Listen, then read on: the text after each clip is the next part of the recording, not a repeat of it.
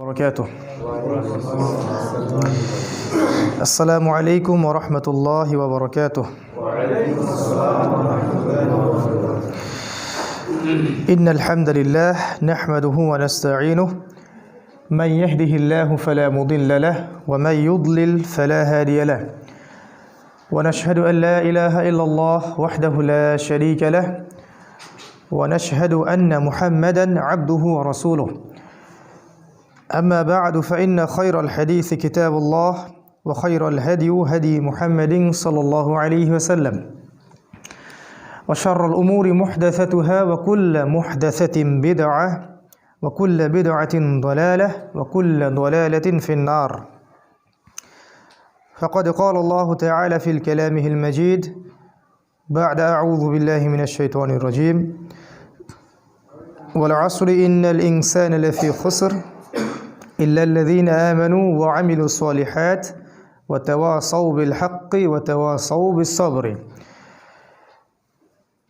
যাবতীয় প্রশংসা ও গুণগান একমাত্র মহিয়ান গরিয়ান আল্লাহ রব্বুল আলামিনের জন্য, যিনি আজকে পূর্ব খাসবাগ আহলে হাদিস জামে মসজিদে বাদ এশা আমাদেরকে মাসিক কোরআনী তালিমি বৈঠকে বসার তৌফিক দান করেছেন। সকলে শুকরিয়া আদায় করি আলহামদুলিল্লাহ।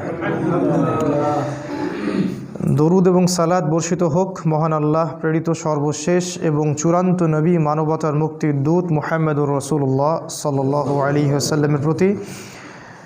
আমরা সংক্ষিপ্ত আকারে দরুদ পাঠ করি, আল্লাহুম্মা সাল্লি আলাইহি আল্লাহুম্মা বারিক আলাইহি।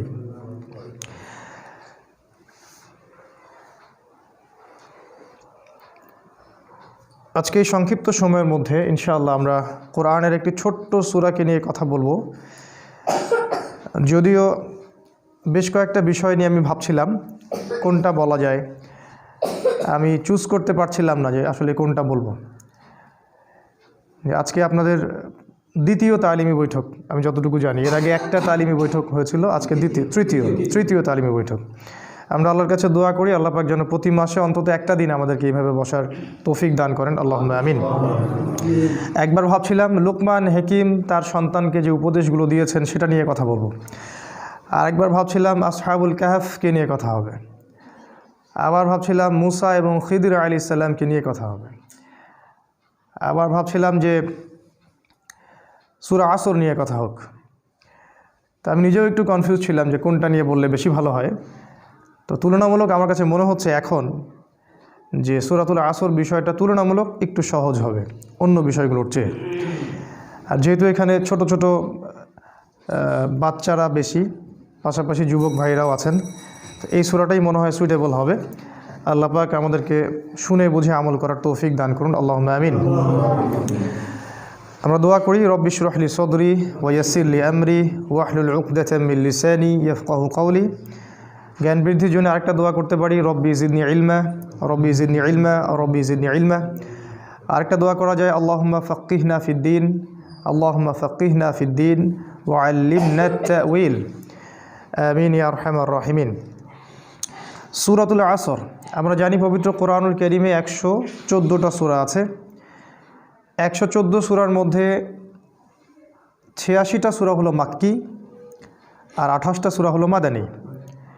যে সূরাগুলো মক্কায় নাজিল হয়েছে, রাসূল সাল্লাল্লাহু আলাইহি ওয়াসাল্লাম যতদিন মক্কায় ছিলেন মানে 13 বছর, এগুলোকে মাক্কি সূরা বলে। আর দেখা যায় মাক্কি সূরাগুলোর মধ্যে তাওহীদ, রিসালাত, পরকাল, কিয়ামত, হাসর, জান্নাত, জাহান্নাম এই টপিকগুলোই বেশি আলোচনায় আসে। আর পক্ষান্তরে মদিনায় হিজরত করার পর যে সূরাগুলো নাজিল হয়েছে এগুলোকে মূলত বলা হয় মাদানী সূরা। আর মাদানী সূরাগুলোর মধ্যে বেশিরভাগই হালাল হারাম, জায়েজ না জায়েজ, আদেশ নিষেধ এগুলো বেশি আছে। কারণ মক্কার 13 বছরে আল্লাহ তার বান্দাদের ঈমানকে তাজা করেছেন, ভিতরের হৃদয়ের জগৎটাকে আল্লাহ পাক পরিবর্তন করেছেন। তারপরে গিয়ে যখন মদিনায় আয়াত নাজিল হচ্ছে সুদ ছেড়ে দাও, মদ ছেড়ে দাও, তখন সেগুলো মানুষ খুব ইজিলি আমল করতে পারছে। সর্বপ্রথম যেটা দরকার মানুষের হৃদয়ের আকিদার বিশ্বাসের পরিবর্তন। এটা যখন আল্লাহমুখী হবে, পরকালমুখী হবে, তখন একটা মানুষ অটোমেটিকলি ইনশাআল্লাহ ইসলামের বিধানগুলো পালন করবে। আর যদি কোনো মানুষের আকীদাগত বিশ্বাসের পরিবর্তন না করা যায়, তাহলে যতই চাপ দেন না কেন সে হয়তো মুখে মুসলিম হবে, ভিতরে মুনাফিক থেকেই যাবে। তো সূরাতুল আসর একটা মাক্কি সূরা, যেটা মক্কায় নাজিল করা হয়েছে। ইমাম শাফিঈ রাহিমাহুল্লাহ এই সূরা সম্পর্কে একটা কথা বলেছেন। তিনি বলেছেন, লাউ আনজালাল্লাহু হাযিহিস সূরা লাওয়াসিআতহু। তিনি বলেছেন, যদি আল্লাহ পাক কোরআনের সব কিছু বাদ দিয়ে শুধু সূরা আসরই নাজিল করতেন তাহলেও যথেষ্ট ছিল। আমি আবার বলছি, তিনি বলেছেন আল্লাহ পাক যদি শুধুমাত্র সূরা আসরটুকুই নাজিল করতেন আর কিছুই নাজিল না করতেন তারপরেও যথেষ্ট ছিল। কারণ এই সূরার মধ্যে সমস্ত মৌলিক বিষয় চলে আসে। সময় সংক্ষিপ্ত, আমরা হয়তো সব ডিটেলস আলোচনা করতে পারবো না, কিন্তু মূল পয়েন্টগুলো আজকে আমরা টাচ করবো ইনশাআল্লাহ।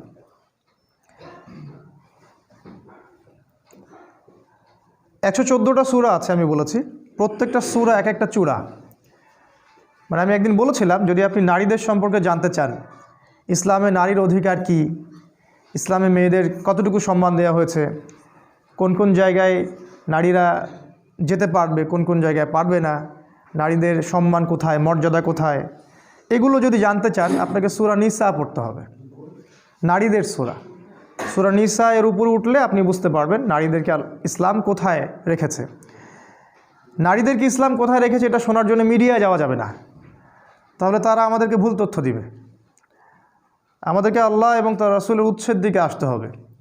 সূরা নিসা, সূরা নূর, সূরা আহজাব এগুলো আপনাকে জানাবে নারীদের মর্যাদা কোথায়। আবার আপনি যদি জিহাদ সম্পর্কে জানতে চান, ইসলামে জিহাদ কি, কেন করতে হয়, কার বিরুদ্ধে করতে হয়, কখন করতে হয়, আপনাকে পড়তে হবে সূরাতুত তাওবা। সূরাতুত তাওবা। আপনি যদি জানতে চান রাষ্ট্রের পররাষ্ট্রনীতি কেমন হবে, রাষ্ট্রের সংবিধান কেমন হবে, কিভাবে আমরা দেশ চালাবো, আপনাকে সূরা পড়তে হবে সূরা আনফাল। আপনি যদি হিস্ট্রি পড়তে চান, ইতিহাস, একদম ইতিহাস আদম আলাইহিস সালাম থেকে শুরু করে মুহাম্মদ সাল্লাল্লাহু আলাইহি সাল্লাম পর্যন্ত আপনাকে এই পুরো ইতিহাস পড়তে হলে পড়তে হবে সূরা হুদ, সূরা শুআরা, এই সূরাগুলো পড়তে হবে। যদি জানতে চান বনু ইসরাইলদের সম্পর্কে পড়তে হবে সূরা বনী ইসরাইল। যদি জানতে চান শেষ জামানায় আপনি কিভাবে চলবেন তাহলে পড়তে হবে সূরা কাহফ। এরকম এক একটা সূরা আপনাকে এক একটা রেজাল্ট দিবে। যদি আপনি উপন্যাস পড়তে পছন্দ করেন তাহলে আপনাকে পড়তে হবে সূরা ইউসুফ, সবচেয়ে সেরা উপন্যাস। এরকম সূরাতুল আসর, আসর মানে সময়, ইতিহাসের শুরু থেকে নিয়ে কিয়ামত পর্যন্ত এই সময়ে সময়ে কারা সফল আর কারা ব্যর্থ এটা জানতে হলে আপনাকে সূরা আসর পড়তে হবে। ইতিহাসের শুরু থেকে নিয়ে পৃথিবীর শেষ দিন পর্যন্ত কারা ক্ষতির মধ্যে আছে আর কারা ক্ষতি থেকে মুক্ত, এইটা বুঝতে হলে আপনাকে পড়তে হবে সূরাতুল আসর। আর পড়া মানে আমি বুঝাচ্ছি না রিডিং পড়া, পড়া মানে আমি বুঝাচ্ছি লিকাউমি ইয়াতাফাক্কারুন। আল্লাহ পাক বলেছেন কোরআন সেই সম্প্রদায়ের জন্যে যারা চিন্তা ভাবনা গবেষণা করে। কোরআন কোনো সাধারণ মানুষদের জন্য নয়। আল্লাহ পাক বলেছেন কোরআন একটা কিতাব ওই সব সম্প্রদায়ের জন্য লিকাউমি ইয়াতাফাক্কারুন, যারা গভীর গবেষণা চিন্তা ভাবনা করে তাদের জন্যে। কোরআন তাদের জন্য নয় যারা হালুয়া রুটি সেমাই খায় বাসায় গিয়ে ঘুমিয়ে যায়, তাদের জন্য কোরআন নয়। তো আল্লাহ রাব্বুল আলামিন সময়ের একটা সূরা নাজিল করেছেন, সময়ের চূড়া, সময়ের সূরা। টাইম, এর উপরে উঠবেন, অতীতকে দেখতে পারবেন, ভবিষ্যৎকে দেখতে পারবেন, বর্তমানকে দেখতে পারবেন। তাহলে উঠতে হবে সূরা আসরের উপরে। শুরু করি, বিসমিল্লাহির রহমানির রহিম। আল্লাহ পাক বলেছেন ওয়ালা আসরি। ওয়াও মানে হচ্ছে শপথ, কসম। ওয়াওয়ের দুটো অর্থ হয় আরবিতে, একটা হলো এবং, একটা হলো কসম। কখন এবং কখন কসম? যখন দুইটা ক্লজ, অ্যারাবিক গ্রামারে, ইংলিশ গ্রামারে আমরা যেটা বলি ক্লজ, বা দুইটা অংশ, এই দুইটা অংশের মধ্যে জয়েন্ট দিতে হবে, তখন ওয়াও জবর ওয়া মানে হলো এবং। যেমন ইল্লাল্লাযীনা আমানু, তারা নয় যারা ঈমান এনেছে, ওয়া আমিলুস সলিহাত, এবং সৎ আমল করেছে। এখানে ওয়া মানে হচ্ছে এবং। আবার প্রথমে যেটা আছে ওয়ালা আসরি, এই ওয়াও মানে হচ্ছে কসম বা শপথ। কোরআনে আল্লাহ পাক অনেকগুলো কসম করেছেন। ওয়া তিন, ডুমুর ফলের কসম। আমাদের দেশের ডুমুর ফল না, আবার যে ডুমুর ফল মক্কা মদিনায় পাওয়া যায়, আরবে পাওয়া যায়, কাঁচা খেতেও মিষ্টি লাগে। ওয়াত্তিন ওয়াজ্জাইতুন, জাইতুন ফলের কসম, জাইতুনের তেল দিয়ে রাসূল সাল্লাল্লাহু আলাইহি ওয়াসাল্লাম মালিশ করতে বলেছেন, উপকারী। ওয়া তুরি সিনিন, তুর পাহাড়ের কসম, সিনাই পাহাড়ের কসম, এরকম অনেক কসম আছে। ওয়াল লাইল, রাতের কসম। ওয়া দুহা, দ্বীপ্রহরের কসম। ওয়াল ফজর, ফজরের কসম। ফজরের কসম করে আল্লাহ বলেছেন ফজর, সকাল, ফজর নিঃশ্বাস ছাড়ে। অসাধারণ একটা আয়াত, ফজর নিঃশ্বাস ছাড়ে। আজকের এডুকেশন সিস্টেম আমাদের এটা বিশ্বাস করবে? সকাল নিঃশ্বাস ছাড়ে। কোরআন বলেছে ফজর, ফজরের সময় মালায়েকা চলে আসেন, কেরাত হয় ইমামের, তারা শোনেন, কারা কারা নামাজে আসছেন তারা লিখে রাখেন, আল্লাহর কাছে লিস্টটা নিয়ে যান, নিয়ে গিয়ে দেখান যে ফজরের জামাতে হাজির ছিল। আবার আসরের জামাতে আরেক দল ফেরেশতা আসে, তারা আবার দেখেন আসরের জামাতে কারা কারা আছে, তারা আবার ফজর পর্যন্ত থাকে। কোরআনে সূরা ফজরের মধ্যে শপথ করে বলা হচ্ছে যে ফজর নিঃশ্বাস ছাড়ে। আমাদের এডুকেশন সিস্টেম কি বিশ্বাস করবে কথাটা, যে ফজর নিঃশ্বাস ছাড়ে? তারা বল পাগলের প্রলাপ, কি বলে এগুলো, হয়তো গাল গল্প বলে। এই জন্য আমি বারবার বলি যে this education system is created by দাজ্জাল। এই এডুকেশন সিস্টেমটা ক্রিয়েট করেছে দাজ্জাল নিজেই। তার উদ্দেশ্য একটাই, কিভাবে আমাদের পুরো জেনারেশনের পর জেনারেশন, প্রজন্মের পর প্রজন্মকে আল্লাহ থেকে দূরে সরানো যায়, এটাই উদ্দেশ্য, আর কোনো উদ্দেশ্য নেই। একজন পিএইচডি ডিগ্রি অর্জন করবে কিন্তু ভিতর থেকে হবে অন্ধ। একজন ডক্টরেট করবে, বাইরে থেকে ডিগ্রি নিয়ে আসবে, তার বাবা মা থাকবে বৃদ্ধাশ্রমে, সে ইন্টারনালি ব্লাইন্ড। আল্লাহ পাক এরকম অনেক কসম করেছেন, একটা কসম সময়ের কসম। সময়ের কসম আল্লাহ কেন করলেন সেটা বলার আগে বলছি, আল্লাহ যে কসম করলেন, আমাদের জন্যও কি কসম করার বিধান নাই? আছে। আমরা যদি কসম করি তাহলে শুধু আল্লাহর নামেই করতে হবে। কারণ একটা হাদিসে রাসূল সাল্লাল্লাহু আলাইহি ওয়াসাল্লাম বলেছেন, মান হালাফা বিগাইরি ইসমিল্লাহ ফাকাদ কাফারা, যে ব্যক্তি আল্লাহ ছাড়া অন্য কারো নামে কসম করলো সে কুফরি করলো। আমরা যখন কসম করব অবশ্যই আল্লাহর নামেই কসম করতে হবে।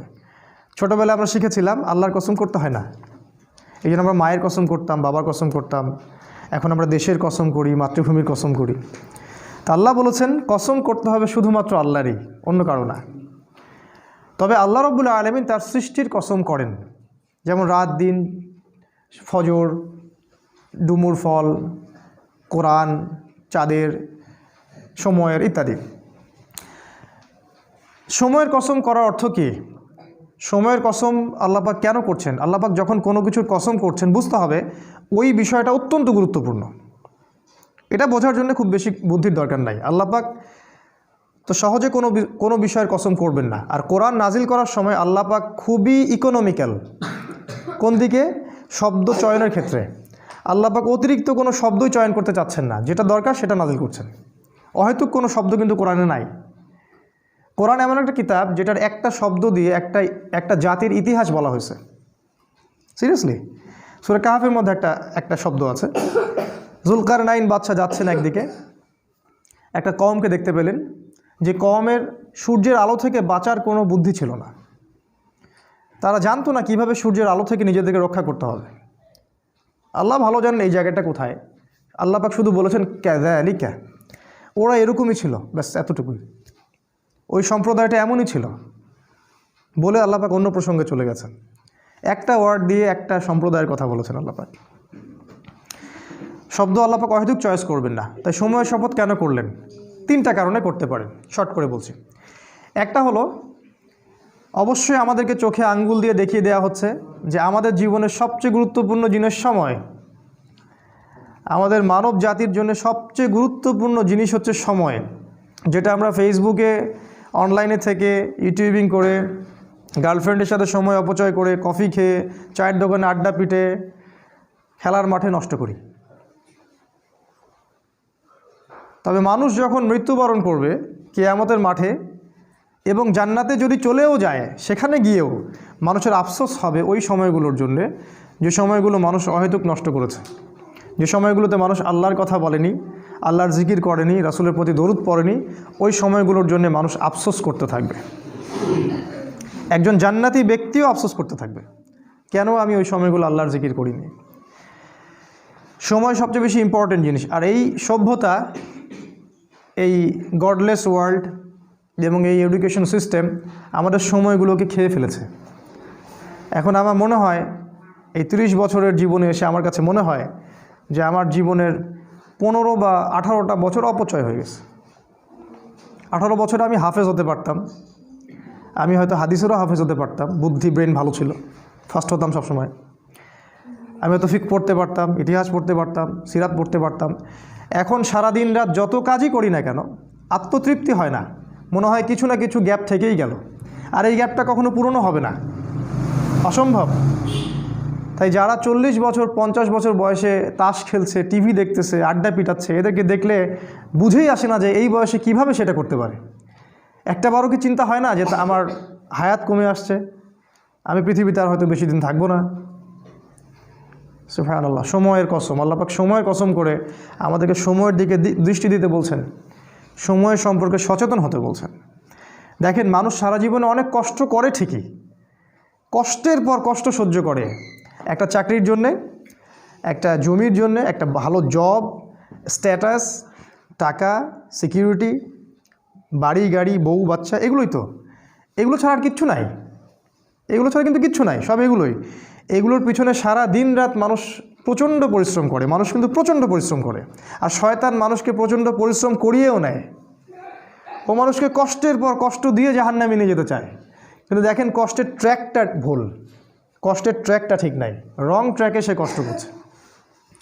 এই যে আমাদের ছেলেমেয়েরা পড়াশোনা করছে, নার্সারিতে ভর্তি হচ্ছে 5 বা 6 বছর বয়সে, 25 বছর পর্যন্ত ঘাড়ে ব্যাগ থাকবেই, অনার্স মাস্টার্স করতে করতে 25 হয়ে যাবে বয়স। এই লম্বা সময়ে সে কোরআন শিখবে না, জেনারেল এডুকেশনের কথা বলছি, কোরআন A to Z শিখবে না, হাদিস শিখবে না, ফিকহ শিখবে না, ইতিহাস শিখবে না, সে ইসলামের যে রাসূলের জীবনী সেটা শিখবে না, সাহাবীদের জীবনী শিখবে না, এগুলো কিছুই শিখবে না। 25 বছর পর্যন্ত সে কষ্ট করবে। আমরা যখন জেনারেল লাইনে পড়তাম, আমাদেরকে এক একটা কবিতা, এক একটা গল্প এমনভাবে পড়ানো হতো, একদম ভেজে ভেজে খাওয়াই দেওয়া হতো আর কি। রবীন্দ্রনাথের কবিতা, নজরুলের কবিতা, জীবনানন্দ দাশের কবিতা, শেক্সপিয়ারের গল্প, তারপরে আপনার মাইকেল মধুসূদন দত্তের কবিতা। অবশ্য এখানে ইসলামপন্থী কারো কবিতা ছিল না। আপনার কাছে যদি মনে হয় এই পুরো প্ল্যানটা এমনি এমনি হয়ে গেছে, আপনি বোকার স্বর্গে বাস করছেন, এর পিছনে একটা মাস্টার মাইন্ড আছে। এই পুরো প্রসেসটা একদিনে হয়নি, এটাকে সাজানো হয়েছে, ঢেলে সাজানো হয়েছে, যাতে করে আমাদের প্রজন্মের বা প্রজন্ম ইসলাম থেকে দূরে সরে যায়, তাদের জীবনের বড় একটা সময় নষ্ট হয়ে যায়। সময়ের কসম করেছেন আল্লাহ, এটা একটা কারণ, সময়ের প্রতি মূল্যায়ন করা। সেকেন্ড কারণ হচ্ছে আল্লাহ পাক অতীতের দিকে তাকাতে বলছেন আমাদের দিকে, অতীতের দিকে। সময়ের কসম করে আল্লাহ পাক আমাদেরকে বুঝাচ্ছেন যে অতীতের দিকে তাকিয়ে দেখো, সময়ে সময়ে যারাই আল্লাহর বিধানকে অস্বীকার করেছে, আল্লাহ পাক তাদেরকে এই দুনিয়াতেও লাঞ্ছিত করেছেন, পরকালেও যন্ত্রণাদায়ক শাস্তি দিয়েছেন। আল্লাহ পাক সময়ের কসম করে আমাদেরকে হিস্ট্রি পড়তে বলছেন, ইতিহাস। অতীতের দিকে তাকাও, দেখো আদম আলাইহিস সালাম থেকে শুরু করে এই পর্যন্ত একই সুন্নাত, আল্লাহর সুন্নতের মধ্যে কোনো পরিবর্তন নাই। ওয়ালান তাজিদা লিসুন্নাতিল্লাহি তাবদীল, আল্লাহ বলেছেন আমার সুন্নাত, আমার স্টাইলে কোনো পরিবর্তন পাবে না। যাদের কাছেই আল্লাহর হেদায়েত এসেছে, যারা স্বীকার করে নিয়েছে, আল্লাহ পাক তাদেরকে দুনিয়ায় সাফল্য দিয়েছেন, পরকালেও সাফল্য দিয়েছেন। আর যারাই আল্লাহর বিধানকে অস্বীকার করেছে, আল্লাহ পাক দুনিয়াতে শাস্তি দিয়েছেন, পরকালেও শাস্তি দিয়েছেন। যেমন নূহ আলাইহিস সালামের কওম, আল্লাহ পাক ডুবিয়ে দিলেন। আদ জাতি প্রচণ্ড শক্তিশালী, নারিকেল গাছের সমান সমান একটা মানুষ, এর চেয়েও বড়, পাহাড়ের মধ্যে বাসা করে থাকে, আল্লাহ পাক ওদেরকে ঝড় দিয়ে উড়িয়ে দিলেন। শুআয়ব আলাইহিস সালামের কওম খুবই দাপটের জাতি, ওদের অপরাধ ছিল মানুষকে অন্যায়ভাবে মারতো। আমাদের ওই যে রিমান্ডে নিয়ে যেটা করে ওইটা করতো আর কি, রিমান্ডে নিয়ে গেলে যে পিটানটা পিটায়, এইগুলো তারা সমাজে মানুষকে পিটাইতো আর কি। একজন মানুষ দোষী, দোষ তো প্রমাণ হয়নি, মারা যাবে। ধরেন একজন মানুষ খুনের কারণে বন্দী হয়েছে, প্রমাণ হয়েছে কি এখনও? আপনি মারতে পারেন না তো, মেরে আপনি জবানবন্দি নিতে পারেন না, ইসলামে হারাম। চলছে এগুলো, কে বুঝাবে? শুআয়ব আলাইহিস সালামের কম এই কাজটা করতো। আরেকটা কাজ করতো, মাপে কম দিত আর মানুষের সম্পদ লুট করতো। আমাদের এই যে ব্যাংকিং সিস্টেমের মতো, মানুষকে কলা ঝুলায় টোপ দেয়, একটা বাড়ির দাম 10 লাখ টাকা, আমরা আপনার পক্ষ থেকে বাড়িটা কিনে দিব, কিন্তু আপনাকে 10 লাখের জায়গায় 30 লাখ দিতে হবে। কারণ অতিরিক্ত যে 20 লাখ দিতে হবে এটার জন্য আমরা আপনাকে 20 বছর সময় দিচ্ছি। আর আমরা বলি হ্যাঁ তাই তো 20 বছর সময় পাওয়া যাবে, 30 লাখ অল্প অল্প করে দিব কিস্তি স্টাইলে, সমস্যা তো নাই কিছু। এই কলা ঝুলাই দিয়ে আপনার সম্পদ তারা লুটে নিল। সুদ। আরেকটা যে পেপার মানি, কাগজের টাকা। আমি তো বললাম যে আমরা সোনা নিয়ে ওদের ব্যাংকে যাই, ওদেরকে সোনা দিয়ে ডলার নেই। শুআয়ব আলাইহিস সালামের কওম এরকম কাজ করতো, আল্লাহ পাক ভূমিকম্প দিয়ে ধ্বংস করেছেন ওদেরকে, ভূমিকম্প দিয়ে। সময়ের দিকে তাকায় দেখেন, সামুদ জাতি এরকম শক্তিশালী ছিল, আল্লাহ পাক ওদেরকে বজ্রপাত দিয়ে ধ্বংস করেছেন। ফেরাউন পৃথিবীতে এমন একজন মানুষ যে মনে করতো আমি আল্লাহ, আনা রব্বুকুমুল আ'লা, আমি ছাড়া তোমাদের মহান কোনো রব নাই। আল্লাহ পাক ওকে পানিতে ডুবাই দিলেন। এখানে একটা ঘটনা আছে, অনেকদিন বলা হয়নি, বলতে চাচ্ছিলাম। ফেরাউন যখন ডুবছিল তখন কিন্তু সে ঈমান এনেছিল, এটা কি জানেন? ফেরাউন যখন ডুবছিল তখন কিন্তু সে ঈমান নিয়ে আসছিল। ফেরাউন যখন ডুবছে ওর সেনাবাহিনী সহ, তখন জিবরাইল অন্যান্য ফেরেশতারা চলে আসছেন, কারণ মৃত্যু হবে, এখন জান কবজ করা হবে। এবং যারা পাপী ওদের জান কবজের সময় ওদেরকে চেহারার মধ্যে মারা হয়, প্রচণ্ড জোরে জোরে পিটানো হয়, থাপ্পড় দেওয়া হয়। ওরা দেখতে পারে, আমরা দেখতে পারবো না। তো জিবরাইল আলাইহিস সালাম তাকে কাদা ছুটছিলেন, কাদা নিয়ে তার মুখে ছুটছিলেন। তো ওই সময় ফেরাউন বলেছিল যে আমানতু বিরব্বি হারুন ওয়া মূসা, আমি হারুন এবং মূসার রবের প্রতি ঈমান নিয়ে আসলাম। আল্লাহ পাক তখন বলছেন আল-আন, এখন, আল ইয়াউমা নুনাজ্জিকা ফি বাদানিকা, আজকে তোমার এই দেহকে আমি সংরক্ষণ করব, লিতাকুনা আয়াত, যাতে করে তুমি নিদর্শন হও তোমার পরবর্তী জাতিদের জন্য। কিন্তু জিবরাইল আলাইহিস সালাম বলেছেন একটা হাদিসের মধ্যে, হাদিসে কুদসির মধ্যে, যে ওই সময় জিবরাইল আলাইহিস সালামও ভয় পাচ্ছিলেন, যে কারণ সে তওবা করছে, যদি আল্লাহ পাক এই সময় তার তওবা কবুল করে নেন আর তিনি যে ওকে মারছেন, যদি আল্লাহ পাক এই জন্য তাকে ধরেন। এই জন্য জিবরাইল আলাইহিস সালামও ভয় পাচ্ছিলেন। আল্লাহ পাকের রহমত এত প্রশস্ত, আল্লাহ চাইলে ওই সময় যদি তাকে মাফ করে দিতেন। জিবরাইল আলাইহিস সালাম বলছেন, যেদিন থেকে ফেরাউন বলেছে আনা রব্বুকুমুল আ'লা, ওই দিন থেকে আমি ওকে ঘৃণা করি, ওই দিন থেকে আমি ওয়েট করতেছি কখন সে মরবে, আমি আযাব দিব। তো এই যে ফেরাউন, সেও সময় স্রোতে হারায় গেল, নমরুদ হারায় গেল। এখনকার এই যুগের ফেরাউনরাও হারায় যাবে, এই যুগের নমরুদ যারা তারাও হারায় যাবে, কোনো কিছুই সময়ের মধ্যে টিকে থাকবে না। সময়ের কসম করে আল্লাহ পাক বলছেন, এই যে হিস্ট্রি দেখো, শিক্ষা নেওয়া। আরেকটা উদ্দেশ্য হতে পারে সময়ের, সেটা হলো যে এই যে আমরা যে সময় বসবাস করছি আখিরুজ্জামান, শেষ জামানে, এই শেষ জামানের যে সময়, এই সময়টার প্রতি আল্লাহ পাক বেশি গভীর দৃষ্টি দিতে বলছেন, কারণ এটা হচ্ছে ইতিহাসের সবচেয়ে ইম্পর্ট্যান্ট টাইম। কারণ এখানে এমন এমন কিছু ঘটনা ঘটবে যা পৃথিবীর ইতিহাসে কখনো ঘটেনি। কীরকম? একদিন সাহাবীরা বসে আছেন, রাসূল সাল্লাল্লাহু আলাইহি ওয়াসাল্লাম আসলেন, এসে বললেন তোমরা কী নিয়ে কথা বলছো? সাহাবীরা বললেন আমরা কিয়ামত নিয়ে কথা বলছি। রাসূল সাল্লাল্লাহু আলাইহি ওয়াসাল্লাম বললেন শুনে রাখো, 10টা আলামত না দেখা পর্যন্ত কিয়ামত হবে না। নাম্বার 1 দাজ্জাল, নাম্বার 2 ইয়াজুজ আর মাজুজ, নাম্বার 3 ঈসা আলাইহিস সালামের আগমন, নাম্বার 4 দাব্বাতুল আরদ, জমিন থেকে অনেকগুলো প্রাণী বের হবে। 5 নাম্বার আর দুখান, ধোঁয়া, সারা পৃথিবী ধোঁয়ায় ছেয়ে যাবে। 6 নাম্বার, 6, 7, 8 সম্ভবত 3টা ভূমিকম্প, 3টা বড় বড় ভূমিকম্প হবে পৃথিবীর পূর্ব, পশ্চিম এবং মাঝখানে। আরেকটা হচ্ছে পশ্চিম দিক থেকে সূর্য উঠবে।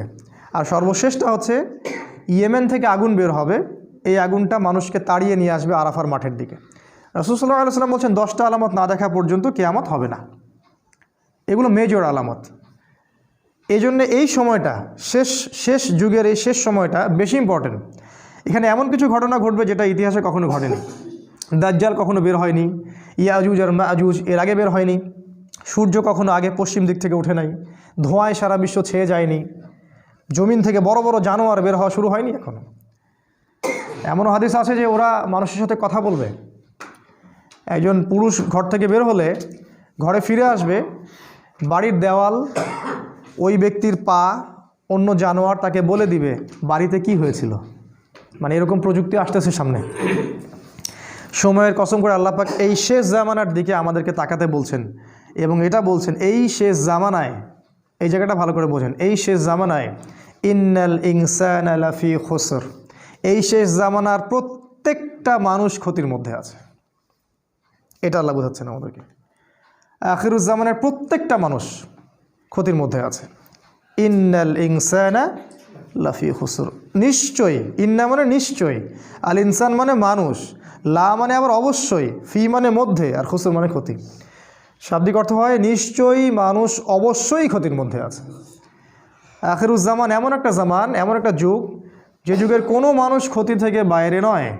যতই দাড়ি টুপি পাগড়ি আর জুব্বা থাকুক না কেন, সে ক্ষতি থেকে বাইরে নয়। যে মনে করবে সে ক্ষতি থেকে বাইরে, সে বোকার স্বর্গে বাস করছে। রাসূল সাল্লাল্লাহু আলাইহি ওয়াসাল্লাম কি বলেননি, আখিরুজ্জামানের একটা ব্যক্তি খুঁজে পাওয়া যাবে না যে সুদ থেকে মুক্ত থাকতে পারবে? তিনি কি বলেননি এই জামানার সবচেয়ে বেশি হবে মেয়েরা, এবং মেয়েরা নগ্ন হয়ে বাইরে ঘুরবে। মুমিন ভাই, মুমিন স্বামী তাকে বাড়িতে রাখতে পারবে না, সে দায়ুসে পরিণত হবে, কিছু করতে পারবে না।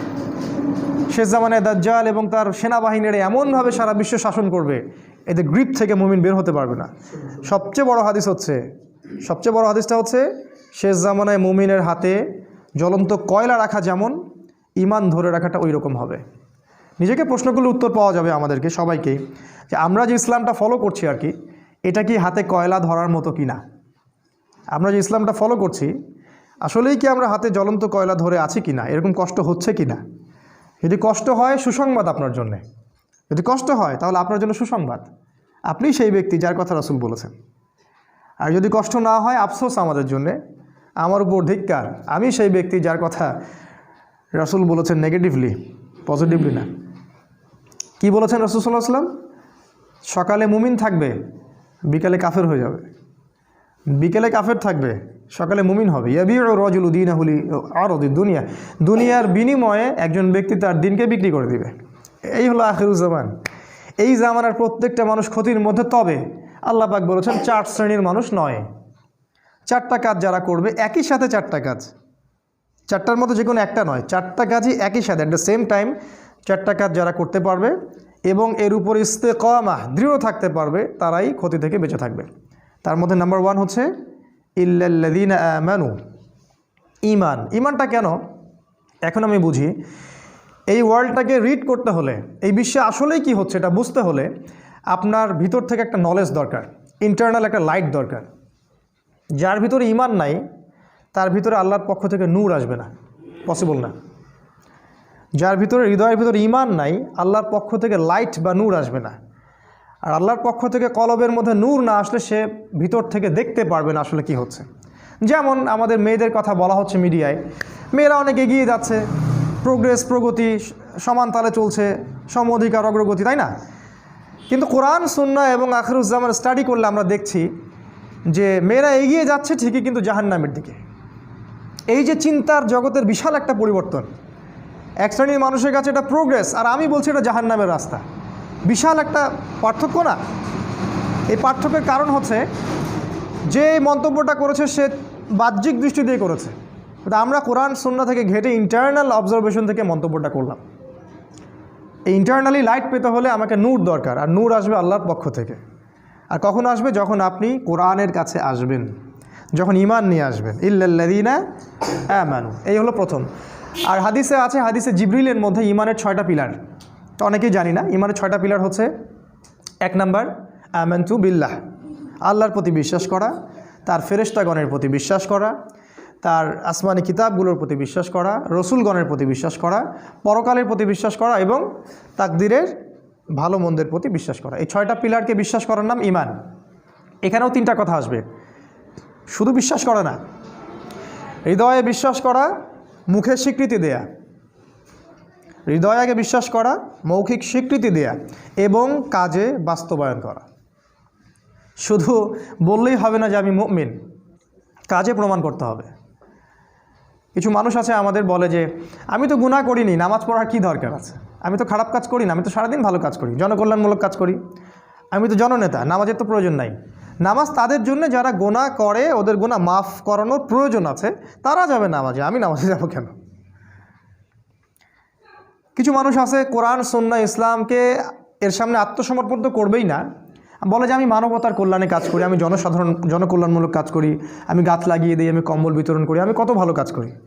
এগুলো তো ভালো কাজ, আমি তো সদা সত্য কথা বলি, ব্যবসায় হালাল খাই, আমার নামাজের তো দরকার নাই।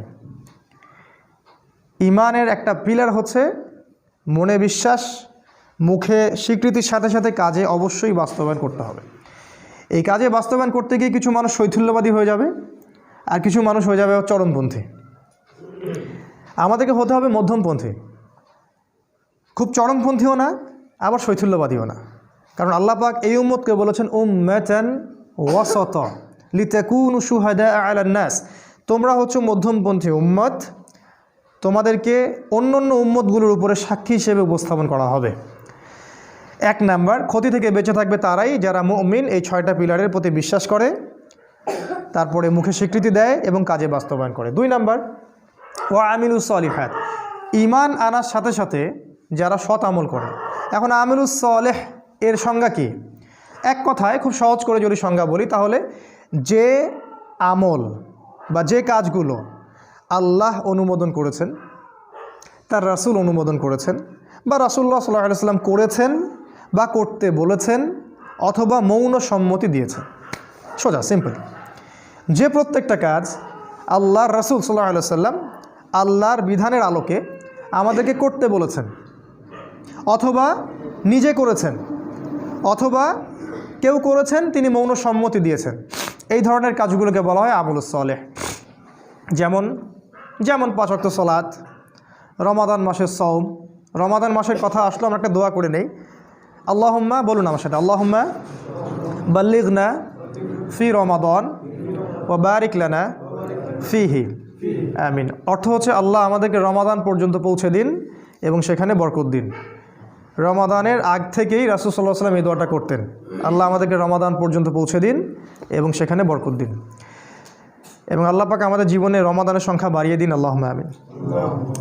যেটা বলছিলাম, আমল সালেহের মধ্যে আছে সালাত, আছে সওম, ফরজের কথা বলছি, আছে যাকাত, সামর্থ্য হলে যাকাত দিবেন, সামর্থ্য হলে হজ করবেন, উমরা করবেন, সদা সত্য কথা বলা, পিতামাতার খেদমত করা, আল্লাহর বিধানের উপর দৃঢ় থাকা, সুন্নাহ অনুযায়ী জীবন গড়া, এই প্রত্যেকটা কাজই আমল সালেহ।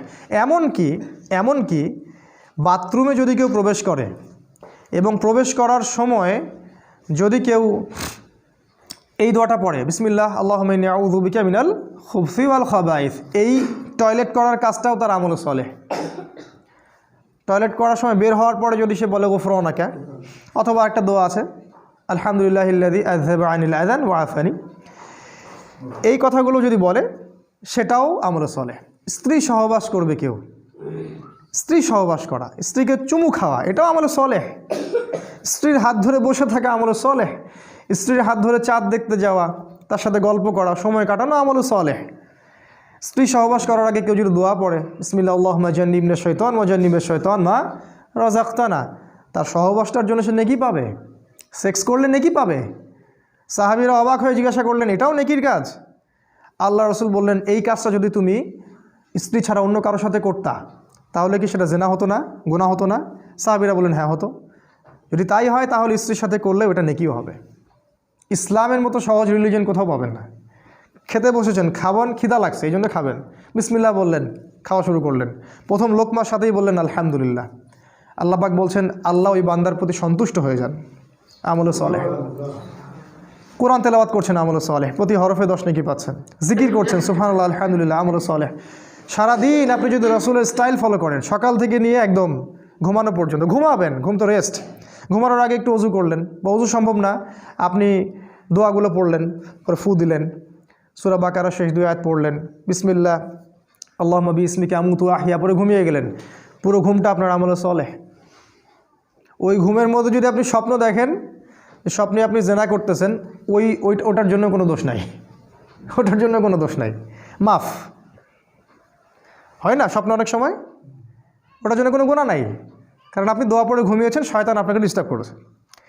এরকম প্রতিটা কাজ, যেই কাজগুলো রাসূল সাল্লাল্লাহু আলাইহি ওয়াসাল্লাম করেছেন বা করতে বলেছেন, অথবা মৌন সম্মতি মানে সম্মতি দিয়েছেন, ঠিক আছে করতে পারো, সেগুলো আমল সালেহ। আরেকটা জিনিস আছে, একই সাথে আল্লাহ এবং তার রাসূল যে কাজগুলো করতে নিষেধ করেছেন,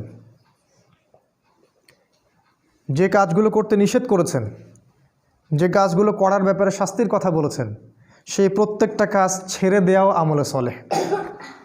যেমন রাসূল বলেছেন যে শিরিক করো না, শিরিক না করা আমল সালেহ। সুদ খেও না, সুদ যে আপনি খাচ্ছেন না এটাই আমল সালেহ।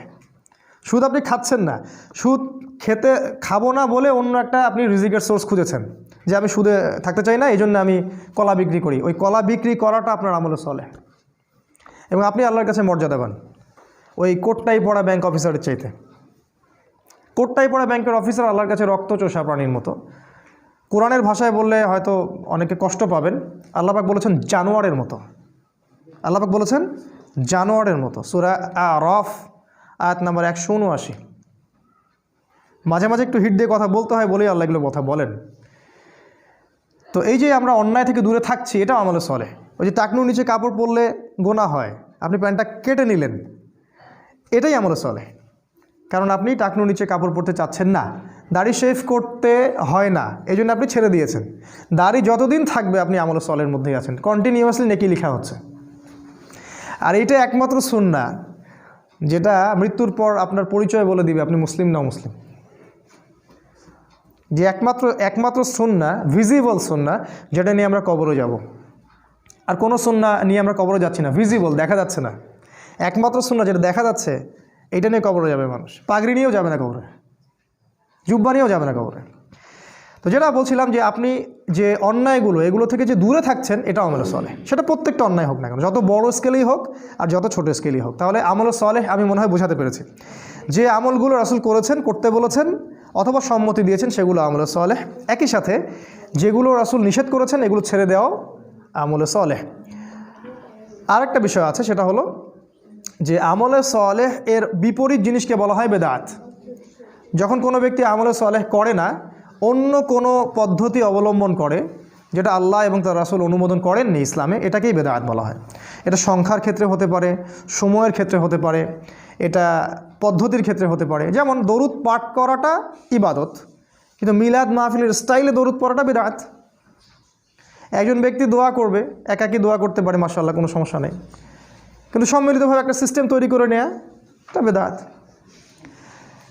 একজন মানুষ ধরেন রোজা রাখবে, ভালো কাজ, এটা একটা নির্দিষ্ট দিনকে বেছে নিল যে এই দিনে আমি 1000 রাকাত নামাজ পড়বো, আর এই দিনে আমি হালুয়া রুটি খাবো, আর এই দিনে রোজা রাখবো, সিস্টেমটা বেদাত। অর্থাৎ আমলে সালেহ এর বিপরীতটাই কিন্তু বেদাত। আমলে সালেহ এর পরিণাম জান্নাত, বেদাতের পরিণাম কিন্তু জাহান্নাম। আল্লাহ পাক আমাদেরকে হেফাজত করুন। এই হলো 2 নাম্বার, ঈমান এবং আমলে সালেহ। আর দুটো আছে, শর্ট করে দিচ্ছি। 3 নাম্বার ওয়াতাওয়াসাউ বিল হক, তারা ক্ষতি থেকে বেঁচে থাকবে শেষ জামানায় যারা নিজেরা আগে হকের উপরে থাকে, নিজেরা আগে হকের উপরে দৃঢ় থাকে, পাহাড়ের মতো, খিদির আলাইহিস সালামের মতো। ওই যে পাহাড়ে পাথরের উপর বসেছিলেন, রকের উপরে, নিজেরা দৃঢ় থাকে এবং এরপরে অন্যদেরকে হকের দিকে ডাকে, এরা ক্ষতি থেকে বেঁচে থাকবে। যারা ঈমান এনেছে, এরপর আমলে সালেহ করছে, এখন মাশাআল্লাহ পরিবার গঠন করে ফেলেছে, নিজের যোগ্যতা হয়ে গেছে, নিজে হকের উপর আসে মাশাআল্লাহ, এবার মানুষকে সে হকের দিকে ডাকছে। কারণ ডাকার কাজটা তো স্কুল বয়দের কাজ না, এটা স্কলারদের কাজ। কারণ যদি আমরা দাওয়াত দেওয়ার যোগ্যতা অর্জন না করি, তাহলে আমি মানুষকে ভুল পথে দাওয়াত দিব। সিম্পল। আমি যদি ইংরেজির প্রফেসর হতে চাই, আমাকে ইংরেজির উপর আরও বড় ডিগ্রি নিতে হবে, তারপরে আমাকে ক্লাস নিতে হবে। তাই আমরা নিজেরা যদি আগে এগুলোর উপর স্টিল থাকি, তারপরে আমরা যখন মানুষকে দাওয়াত দিব, যোগ্যতা অর্জন করব, জ্ঞান অর্জন করব, তখন মানুষ সঠিক পথের দিকে আমরা ডাকতে পারবো। আর এই জায়গায় কিন্তু সমস্যা আছে, আমরা দাওয়াটা খুব পছন্দ করি, তো যোগ্যতা থাক বা না থাক একটু সুর করে বলতে পারি, পড়াশোনা থাক বা না থাক, হ্যাঁ পড়াশোনা খুব একটা নাই, সুর আছে গলার মধ্যে। সারা দেশব্যাপী দাওয়াতি কাজ করা হচ্ছে, অসংখ্য মানুষ জিকিরের নামে প্যান্ডেলে উঠে লাফাচ্ছে, অসংখ্য মানুষ ইসলামের নামে দলীয় তাকলিদে যাচ্ছে, অসংখ্য মানুষ জিহাদের নামে জঙ্গিবাদে যাচ্ছে। প্রত্যেকটা জায়গায় সমস্যা সৃষ্টি হচ্ছে। কারণ কি? কারণ যে দাওয়াত দিচ্ছে সে জানে না আসলে সঠিকভাবে দাওয়াত দেওয়ার ম্যাথোডোলজিটা কি। কোথা থেকে শিখব? আল্লাহর রাসূল থেকে শিখব, অন্য কারো কাছে যাওয়ার দরকার নেই। শুধু রাসূল সাল্লাল্লাহু আলাইহি ওয়াসাল্লামের জীবনের দিকে তাকাবেন, জীবনের কোন জায়গায় কোন অবস্থায় তিনি কিভাবে দাওয়াত দিয়েছেন, ব্যাস। জীবনের কোন সিচুয়েশনে তিনি কেমন করে দাওয়াত দিয়েছেন। মক্কায় তিনি মূর্তির সামনেও নামাজ পড়েছেন 13 বছর, তখন মূর্তি ভাঙার মতো সিচুয়েশন ছিল না। মদিনায় খেলাফত কায়েম হওয়ার পরে আবার যখন মক্কা পুনরুদ্ধার করা হলো, তখন তিনিই আবার মূর্তি ভেঙে দিলেন, নিজের হাতেই মূর্তি ভাঙলেন, জা আল হক ওয়া যাহাকাল বাতিল বললেন। তাহলে দুইটা সিচুয়েশন আলাদা ছিল। দায়ীকে বুঝতে হবে তার যোগ্যতা কতটুকু, তাকে কোন সিচুয়েশনে কি বলা যাবে কি বলা যাবে না, কোন দিকে মানুষকে ডাকতে হবে, কোন সময়ে কোন দিকে দাওয়াত দিতে হবে। এখন উম্মার যে সময়, এই সময়টা মানুষকে ছোট ছোট ইখতিলাফি বিষয়ের দিকে মতভেদ করার সময় নয়। এখন আমরা এমন একটা সময়ে আছি যে আমরা এন্ড টাইম, শেষ সময়ের দিকে যাচ্ছি, যখন সারা বিশ্ব একত্রিত হয়ে আমাদের বিরুদ্ধে প্রোপাগান্ডা চালাচ্ছে। আর এই সময় যদি আমরা বিভিন্ন দলে উপদলে ভাগ হয়ে থাকি, তাহলে আমাদের ওই যে হাওয়া বেরিয়ে যাবে, আল্লাহ পাক সূরা আনফালে বলেছেন, বাতাস বের হয়ে যাবে, হাওয়া বের হয়ে যাবে, তোমরা পাগুলো স্থলিত হবে, এক ভাইকে মারবে আরেক ভাই হাসবে, এক ভাইকে মারবে আরেক ভাই হাসবে, বলবে আমাকে তো মারে নাই, আমার দলকে তো কিছু বলেনি, সমস্যা নেই। তো বোকা বুঝতে পারেনি যে পরে ওর কাছে ওরা আসতেছে। তো এইটা হবে। তাহলে হকের দাওয়াত দেওয়ার আগে আমাদেরকে হকটাকে চিনতে হবে, হক চিনতে হবে, এবং এর উপরে আগে নিজেদেরকে দৃঢ় থাকতে হবে, তারপরে গিয়ে আমাদেরকে অন্যকে দাওয়াত দিতে হবে। এবং দাওয়াত দেওয়ার সময় আমাকে পরিবেশ, পরিস্থিতি এবং সময় বুঝতে হবে, কোন সময়ে কোন প্রেক্ষাপটে কিসের দাওয়াত দিতে হবে। এবং এই দাওয়াত দেওয়ার সময় হতে হবে মানুষের সাথে নরম, উদার। একটা মানুষ এখনও ইসলামের বেসিক কোনো বিষয় জানেই না, ধরেন সে সলাতই আদায় করে না, এখন আপনি কি সবার আগে ওকে সলাতের দিকে ডাকবেন, নাকি ওকে আপনি বুকে হাত বাঁধা শেখাবেন? কী করবেন বলেন তো? আপনার বুদ্ধিমানের কাজ কি? অ্যাটলিস্ট তাকে আগে সলাতের দিকে তো ডাকবেন। সে নামাজ পড়তেছে মাশাআল্লাহ, এখন নিয়মিত জামাতে আসে, মাশাআল্লাহ হৃদয়টা পরিবর্তন হচ্ছে, আস্তে আস্তে আস্তে আস্তে আপনি ওকে মাসআলাগুলো বোঝান। আমরা কি করি? আমরা প্রথমে আক্রমণ করি, যেখানে যাই এটা ঠিক না, ওইটা ঠিক না, আপনার এটা ভুল হয়েছে, আপনার এটা ঠিক না। এতে করে কি হয়, ওরা তো এই ব্যাপারটাকে ভালোভাবে দেখেই না, বরং এখানে ওরাও তখন ডিফেন্সিভ হয়ে যায়, ওরাও তখন বলে যে না আমাদেরটাই ঠিক, ওরাও মাহফিল করবে আপনার বিরুদ্ধে, আর আমরাও মাহফিল করবো ওদের বিরুদ্ধে। এই হচ্ছে উম্মার সার্কাস। শব্দটা কি বললাম আমি? সার্কাস। এখন এই বাংলাদেশে এই সার্কাস চলে। হকের দাওয়াত দেওয়ার জন্য হকের সংজ্ঞা জানতে হবে। আল্লাহ পাক সূরা কাহাফের মধ্যে বলেছেন, আয়াত নাম্বার 23 বা 24, আল্লাহ বলছেন ওয়াকুলিল হক মির রব্বিকুম, হক সেটাই, সত্য সেটাই যেটা তোমার রবের পক্ষ থেকে নাজিল হয়। ফামান শাআ ফালইউমিন, যার ইচ্ছা হয় সে ঈমান নিয়ে আসুক, ওয়ামান শাআ ফালইয়াকফুর, যার ইচ্ছা হয় সে অস্বীকার করুক। ইন্না আ'তাদনা লিযালিমিনা নারান, আর আমি আল্লাহ জালেমদের জন্য আগুন প্রস্তুত করে রেখেছি। আল্লাহ পাক হকের সংজ্ঞা দিলেন, হক সেটাই যেটা আল্লাহর পক্ষ থেকে নাজিল হয়। তাহলে আল্লাহর পক্ষ থেকে কি গণতন্ত্র নাজিল হয়েছে? ধর্মনিরপেক্ষতাবাদ, কমিউনিজম, আমাদের সেকুলারিজম, আমাদের এই যে ইউনাইটেড নেশনস, জাতিসংঘ, আমাদের ইসরায়েলের ব্যাংকিং সিস্টেম, এগুলো আল্লাহর পক্ষ থেকে নাজিল হয়েছে? কি নাজিল হয়েছে আল্লাহর পক্ষ থেকে? এক সময় আল্লাহর পক্ষ থেকে তাওরাত নাজিল হয়েছিল, ওই তাওরাতই ছিল ওই সময়ের হক, ওই তাওরাতটা ওই সময়ের হক ছিল। এরপরে জাবুরটা ওই সময়ের হক ছিল, ইনজিলটা ওই সময়ের হক ছিল। এখন কিয়ামত পর্যন্ত হকের মানদণ্ড কোরআন এবং সুন্নাহ, এর বাইরে যাওয়ার কোনো সুযোগ নাই। জীবনের প্রতিটা ক্ষেত্রে যদি এটার উপর আমল একজন ব্যক্তির না থাকে, সে ব্যক্তি নামে মুসলিম হতে পারলেও কাজে এখনও পরিপূর্ণ মুসলিম হতে পারেনি। এটাকে বলা আত্মসমর্পণ। এই হকটাকে আমরা আগে চিনলাম, এরপরে আপনি হকের দিকে মানুষকে দাওয়াত দিবেন। আর আমি বললাম দাওয়ার ক্ষেত্রে আমাদেরকে হতে হবে একটু লিবারেল, একটু নমনীয়, মানুষকে আগে বেসিক জিনিসগুলোর দিকে নিয়ে আসা, তারপরে আপনি আস্তে আস্তে কঠিন জিনিসগুলো আলোচনা করেন। আর সবচেয়ে বেশি যেটা ইম্পর্টেন্ট, এই শেষ জামানায় সবার মাঝে একটা মৈত্রীর বন্ধন তৈরি করা বেশি ইম্পর্টেন্ট। সে যে কোনো সংগঠন করুক না কেন, সে যে কোনো দল করুক না কেন, আমাদের দেখা উচিত ওর মধ্যে ভালো কতটুকু আছে। হানাফিদের মধ্যে ভালো আছে, আহলুল হাদিসদের মধ্যে কিছু ভালো আছে, তাবলিগের মধ্যেও দেখবেন আপনি কিছু ভালো আছে, জামাত ইসলামে দেখবেন আপনি কিছু ভালো আছে, চরমনায়ে দেখবেন কিছু ভালো আছে। সবারই মধ্যে কিছু না কিছু ভালো অবশ্যই আছে। আপনি কেমন করে বুঝবেন কোনটা ভালো কোনটা খারাপ? ওই যে বললাম, হক থেকে বুঝতে হবে, হকের মানদণ্ড দেখে আপনাকে ডিসাইড করতে হবে যে এটা ভালো এটা খারাপ। আর একান্ত যদি নাই পারি ডিসাইড করতে আমি, তাহলে সমসাময়িক যত ওলামায়ে কেরাম আছে তাদের কাছে যাব, গিয়ে বলবো, পরামর্শ করব যে আসলে কোনটা সত্য কোনটা মিথ্যা, এবং তারপরে আমি যাচাই বাছাই করে দেব কোনটা সত্যের বেশি কাছাকাছি। আর যদি দেখা যায় দুইটা অপশন দেখা যাচ্ছে, এটাও ঠিক ওইটাও ঠিক, যেমন ধরেন সুবহানাল্লাহ, এটা 33 বার করে পড়া যায়, 33 33 33, আর লাস্টে একবার লা ইলাহা ইল্লাল্লাহ ওয়াহদাহু লা শারীকা লাহ, তাই না? কি জানি লা ইলাহা ইল্লাল্লাহ, হ্যাঁ মাশাআল্লাহ, লাহুল মুলকু ওয়া লাহুল হামদু ওয়া হুয়া আলা কুল্লি শাইইন সহি সহি। আরেকটা হাদিসে আরেকজন সাহাবীকে রাসূল বলছেন 33 33 34 বার আল্লাহু আকবার। এটা কি জয়ীফ? এটা সহি। তাহলে কখনো আপনি ওইটা আমল করেন, কখনো এটা আমল করেন, বৈচিত্র্য থাকলো। বেতের সালাত কত রাকাত পড়েছেন রাসূল?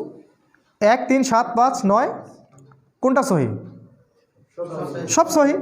এখন কিছু মানুষ বলবে আমরা গোলালু মার্কা আলেম, সবই সহি বলে। এক জায়গায় এই কথাটা বলে আসলাম মিঠাপুকুর জায়গিরহাটে। তো পরে একজন খুবই খেপে গেছে আমার উপরে, খাবার টেবিলে আমার উপর খুব আক্রোশ ঝাড়লো, বলল যে আপনি গোলালু মার্কা আলেম, আপনি সবগুলোকে সহি বললেন। তা আমি জিজ্ঞাসা করলাম বেতর সলাৎ কোনটা সহি? বললো যে আমি তো অত পণ্ডিত না, পড়াশোনা জানি না, বলে চলে গেল। এই যে আমাদের আচরণগত সমস্যা, এটার কারণ আসলে অজ্ঞতা এবং আমাদের সব নলেজগুলো না থাকা। এরকম প্রতিটা মাসআলা আপনি দেখবেন, ওই যে পায়খানা করতে বসা থেকে শুরু করে ঘুমানো পর্যন্ত যতগুলো আমল আমরা করি, প্রতিটা আমলেই একাধিক অপশন আছে। একবারে হাঁটু বেড়ে বসার অপশন আছে, এক পা ডান পা খাড়া করে বসার অপশন আছে পায়খানাতে। খাবার টেবিলে বসার মানে নিচে যখন বসি হাঁটুর উপরে বসার অপশন আছে না? তাশাহুদের মতো বসার অপশন আছে না? কোনটা সহি? বলবেন দুটাই সহি। আপনি সলাতে দাঁড়াবেন, কখনো 2 রাকাত সুন্নত পড়ার অপশন আছে, কখনো 4 রাকাত আছে না? কখনো বেতর 1 রাকাত পড়ার অপশন আছে, কখনো 3 রাকাত আছে না? কোরআন তেলাওয়াত করবেন, অপশন নাই? অপশন আছে। আপনি যে কোনো সুন্নার দিকে যান, ঘুমাবেন, ঘুমানোর সময় অনেক দোয়া, কোনটা সহি? সবগুলোই সহি। সূরা কাফিরুন পড়ে ঘুমানোর হাদিস আছে, সূরা কাফিরুন। অনেকে বলবে এটা নাই, আছে, হয়তো সে জানে না। তাই আমাদেরকে এই জায়গায় যেটা করতে হবে যে সব ডাটাগুলোকে এক জায়গায় আনতে হবে। যদি আমার কাছে না থাকে আমি ওলামায়ে কেরামদের বই পড়ব, সহযোগিতা নিব, এবং সবার মাঝে ঠিক আছে ভাই আমি বুঝতে পারতেছি ওরটা হয়তো একটু দুর্বল, আমারটা বেশি সহি, আচ্ছা ঠিক আছে, সে সেটা করতেছে, করুক। আমি তাকে হিকমার সাথে একসময় বুঝাবো যে ভাই এটা চেয়ে এটা বেশি সহি, আপনি চাইলে এটা করতে পারেন, আমার কাছে এটা ভালো মনে হয়। মাশাআল্লাহ। কোনো ইমামের মধ্যে কি কোনো দ্বন্দ্ব ছিল? হানাফি মাযহাবের ইমাম শাফিঈ মাযহাবকে ঘুষি মারতেন নাকি? আমরা এগুলো করি কেন? আমাদের এগুলো অজ্ঞতা অথবা হিংসা অথবা হঠকারিতা এগুলোর কারণে করি। এতে করে আমাদের একটা লাভ হয়, সেটা কি জানেন? আমরা ইহুদি খ্রিস্টান এবং জায়োনিস্টদের দাসে পরিণত হই, এটা আমাদের লাভ হয়। আমরা ইহুদি খ্রিস্টান এবং জায়োনিস্টদের দাসে পরিণত হই, কারণ ওরা বিভক্ত উম্মাকে সুযোগ পেয়ে ধ্বংস করার পথ খুলে যায়। এটা হলো হকের দাওয়াত আমরা দিব। আর একটা হলো সবর, এটা বলে শেষ করছি। সবর ওয়াতাওয়াসাউ বিস সবর, হকের দাওয়াত দেওয়ার সাথে সাথে যারা সবর করে। আচ্ছা, দাওয়াতের সাথে সবরের সম্পর্ক কি? রংপুরে কুকুরের সংখ্যা বেশি হয়েছে না? আমাদের এলাকায় একই অবস্থা। আমাদের এলাকায় কুকুরের যন্ত্রণায় ঘুমানো যায় না এখন। আর একটা বিষয় আমি দেখছি, আমাদের এলাকায় অনেক বিত্তশালী আছে, তো বিত্তশালীদের টাকা রাখার জায়গা নাই, আর বাসায় হয়তো আল্লাহ এবং তার রাসূলের প্রতি সেই রকম তাওয়াক্কুল আছে কিনা আল্লাহ ভালো জানেন, তো সবাই কুকুর পুষতেছে বাসায়, সম্পদ পাহারা দিচ্ছে কুকুররা। সুবহানাল্লাহ। জানেন এই ব্যাপারেও হাদিস আছে যে বিনা প্রয়োজনে যদি কেউ কুকুর পালে, কথাটা মনে হলো, দেখেন এটা উপকার হবে। বিনা প্রয়োজনে যদি কেউ কুকুর পালে, প্রতিদিন তার আমলনামা থেকে 1 কেরাত নেকি কেটে দেওয়া হবে। 1 কেরাত মানে হচ্ছে উহুদ পাহাড়ের সমান। আমি দেখেছি উহুদ পাহাড়, আপনারা যারা হজ করেছেন দেখেছেন, উহুদ পাহাড় এত বড় নেকি তার আমলনামা থেকে কেটে দেওয়া হবে। আবার কেউ যদি কোনো ভাইয়ের জানাজায় যায়, তার আমলনামে 1 কেরাত নেকি লিখে দেওয়া হবে। মাটি দিলে আরও 1 কেরাত নেকি লিখে দেওয়া হয়। তো সবরের সম্পর্কটা কি? হকের সাথে সবরের একটা সম্পর্ক আছে, সেটা হলো সত্য এমন একটা জিনিস যেটাকে আক্রমণাত্মকভাবে প্রতিষ্ঠিত করা যায় না। হক এমন একটা জিনিস যেটাকে কখনো আক্রমণাত্মকভাবে প্রতিষ্ঠিত করা যায় না, ধৈর্যের সাথে প্রতিষ্ঠিত করতে হয়। এক্সাম্পল, আপনি নূহ আলাইহিস সালামের দিকে তাকান, 950 বছর দাওয়াত দিলেন, 40 বা 80টা মানুষ ইসলাম কবুল করলেন। আপনি তাকান ইব্রাহিম আলাইহিস সালাম, সবর করতে করতে দেশে থাকতে পারলেন না, হিজরত করতে হলো। ভাই আমাদের কুইজ প্রতিযোগিতা শেষ করছে। তারপরে দেখেন আপনি আদ সামুদ জাতি, আপনি প্রশ্ন করেন। ঠিক আছে। ফেরাউন, মুসা, ঈসা আলাইহিস সালাম। ঈসা আলাইহিস সালামের তো জায়গাই হলো না পৃথিবীতে। মুসা আলাইহিস সালাম, তাকে উম্মাহ এত কষ্ট দিয়েছে। আমাদের নবী মুহাম্মদ সাল্লাল্লাহু আলাইহি ওয়াসাল্লাম মাঝে মাঝে মুসা আলাইহিস সালামের কথা চিন্তা করতেন আর সান্ত্বনা পেতেন। একদিন আল্লাহ রসুল গনিমতের মাল ডিস্ট্রিবিউট করছিলেন, একজন এসে বললেন, ইয়া মুহাম্মদ ইদিল, হে মুহাম্মদ ইনসাফ করো, তুমি ইনসাফ করছো না। আল্লাহ রসুলকে বললেন এইভাবে ডাইরেক্ট। রসুল সাল্লাল্লাহু আলাইহি ওয়াসাল্লামের পাশে সাহাবীরা ছিলেন, তারা বললেন, ইয়া রাসূলুল্লাহ আমাকে অনুমতি দিন, গর্দান উড়াই দিবে বেটার। আল্লাহ রসুল সাল্লাল্লাহু আলাইহি ওয়াসাল্লাম ধৈর্য ধরলেন, বললেন যে মুসাকে তার কওম এর চেয়েও বেশি কষ্ট দিয়েছিল। তিনি মুসা আলাইহিস সালামের কথা চিন্তা করে সান্ত্বনা নিতেন। এত বেশি কষ্ট বনী ইসরায়েল তাকে দিয়েছিল, কল্পনার বাইরে। আল্লাহ পাক বনী ইসরায়েলের মধ্যে এমন অনেক নবী পাঠিয়েছিলেন যাদের সাথে কোনো উম্মতি ছিল না, 2 জন 4 জন 5 জন 10 জন। আবার এমনও হয়েছে একই সাথে একটা জায়গায় অনেকগুলো নবীকে পাঠানো হয়েছে এবং সবাইকে তারা হত্যা করেছে। একদিনে 40 জন নবীকেও তারা হত্যা করেছিল, এরকম হিস্ট্রি আছে। তো সবরের ব্যাপারটা নবীদের সাথে সম্পর্কিত, তাদের দাওয়াতের সাথে দেখেন হকের সাথে সবর সম্পর্কিত আছে। আর সর্বশেষ দেখেন আমাদের মুহাম্মদ সাল্লাল্লাহু আলাইহি ওয়াসাল্লাম নবীজি, তিনি এত ভালো মানুষ, তাকে আল আমিন বলা হয়। তিনি কখনো মিথ্যা বলেন না, কাউকে কষ্ট দেন না, এতিমকে ভরণ পোষণ করেন, বিধবাকে দেখেন। নবী হওয়ার পর থেকেই তার টাইটেলগুলো চেঞ্জ হয়ে গেল। তাকে বলা হচ্ছে কাযযাব, মিথ্যাবাদী, ভণ্ড, প্রতারক, ক্ষমতালোভী, তাই না, জিনগ্রস্ত, শয়তানের বলি আওড়া, এগুলো সব বলা হচ্ছে। হঠাৎ করে চেঞ্জ হয়ে গেল। তাকে 15টা গালি খেতে হচ্ছে, 14 বার তাকে হত্যা করার চেষ্টা করা হয়েছে। নিজের মাতৃভূমিতে তার থাকা হলো না, হিজরত করতে হলো, সবর করলেন। তাই এই যে হকের দাওয়াত, এর সাথে সবরটা খুব ইম্পর্টেন্ট। আমরা যেন এই হকের দাওয়াত দিতে গিয়ে অধৈর্য হয়ে না যাই এবং লিবারেল মধ্যম পন্থা অবলম্বন করি এবং সবার সাথে হৃদ্যতার সম্পর্ক তৈরি করার চেষ্টা করি, সবর করি। একদিনে কোনো কিছু পরিবর্তন হবে না, একদিনে কখনো কোনো কিছু পরিবর্তন হবে না। একটা সুন্দর গঠনমূলক পদ্ধতিতে দীর্ঘস্থায়ী একটা পরিকল্পনা করলে হয়তোবা কোনো ফলাফল পাওয়া যাবে। আল্লাহ রাব্বুল আলামিন, আজকে সময় শেষ হয়ে গেছে, আমি শর্ট শেষ করলাম। আল্লাহ পাক আমাদেরকে শেষ জামানার এই সূরাতুল আসরের উপরে আমল করা তৌফিক দান করুন। এখানে যে বিষয়গুলো আছে এক বাক্যে বলছি যে আল্লাহ পাক সময়ের কসম করে আমাদেরকে সময়ের গুরুত্ব বুঝিয়েছেন, অতীত থেকে শিক্ষা নিতে বলেছেন, শেষ জামানার দিকে বেশি ফোকাস করতে বলেছেন। তিনি বলেছেন শেষ জামানার বেশিরভাগ মানুষই ক্ষতির মধ্যে আছে, তবে তারা নয় যারা ইমানদার, ইমান এনেছে এবং একই সাথে সৎ আমল সম্পাদন করেছে এবং এর সাথে তারা হকের উপর প্রতিষ্ঠিত ছিল, অন্যকেও হকের দাওয়াত দিয়েছে এবং সর্বশেষ যারা ধৈর্যের উপদেশ দিয়েছে পরস্পরকে। এই গুণগুলো আল্লাহ পাক আমাদেরকে অর্জন করার তৌফিক দান করুন, আল্লাহুম্মা আমিন। আল্লাহ রাব্বুল আলামিন আমাদেরকে কোরআন বুঝে পড়ার তৌফিক দান করুন, আল্লাহুম্মা আমিন। এবং এই ছোট্ট সূরাটার মধ্যে অনেক ব্যাপক আলোচনা আছে, আপনারা এগুলোর তাফসির পড়বেন, বাসায় তাফসির কিনবেন, পড়বেন, আরও অনেক নলেজ আপনারা জানতে পারবেন ইনশাআল্লাহ। আল্লাহ পাক এই প্রতিটা বিষয়ের উপর আমাদেরকে আমল করার আল্লাহ পাক তৌফিক দান করুন। আমাদের কোরআনের আলোয় আল্লাহ পাক আমাদেরকে আলোকিত করুন, আমাদেরকে ইমান আনার মতো আনার তৌফিক দান করুন, আমলে সালেহ বেশি বেশি করার তৌফিক দান করুন, হকের উপর থাকার তৌফিক দান করুন, দাওয়াত দেওয়ার তৌফিক দান করুন এবং সবর বা ধৈর্য ধরার আল্লাহ পাক তৌফিক দান করুন, আল্লাহুম্মা আমিন। এই বলে আমি আমার আজকের বক্তব্য শেষ করছি। আর শেষ করার আগে আজকে যে বক্তব্যটা হলো এর উপর একটা কুইজ হবে। এই কুইজটার